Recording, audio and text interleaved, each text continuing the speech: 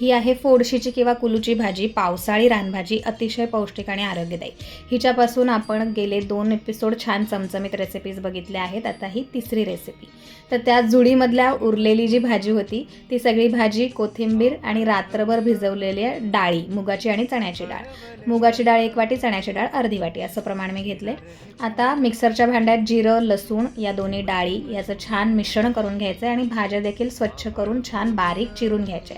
आपण कोथिंबीर वडी करतो तशीच प्रोसेस आहे, फक्त याच्यात भाजी ही आपण ॲड केली। आता ते वाटण, भाजणीचं पीठ मी इथे घेतलेलं आहे, तांदळाची पिठी, मीठ, हळद, तिखट, ओवा। भाजणीचं पीठ नसेल तर ज्वारीचं पीठ किंवा बेसन टाकलं तरी चालेल, पण मी शक्यतो बेसन कमीत कमी वापरायचा प्रयत्न करते। आता हे छान हाताने मस्त एकत्र एकजीव करून घ्यायचं आहे आणि हे वाफवण्याकरता आपण याचे जसे उंडे बनवतो कोथिंबीर वडीचे तसे उंडे बनवून घ्यायचे आणि छान 10 ते 15 मिनटं आपल्याला ते चाळणीवर ठेवून, पाण्यावर ठेवून वाफवून घ्यायचे आहे शिजेपर्यंत। यावर अजून खमंगपणा, खुसखुशीतपणा येण्यासाठी मी तीळ पण थोडेसे टाकलेले आहेत। या रानभाजीच्या आरोग्यासाठी काय काय फायदे आहेत, आयुर्वेदिक गुणधर्म काय आहेत याचा सविस्तर व्हिडिओ आपल्या चॅनलवर ऑलरेडी अवेलेबल आहे, तो तुम्ही पाहू शकता।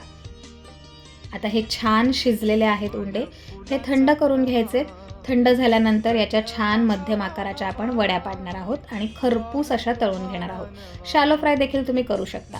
चहाच्या वेळी खाण्यासाठी, मधल्या वेळी खाण्यासाठी, मुलांच्या टिफिनसाठी या आरोग्यदायी भाजीपासून बनवलेली अशी चमचमीत रेसिपी जर आपण केली तर मुलांना किंवा कोणाला कळतही नाही आणि ती भाजी पोटातही जाते।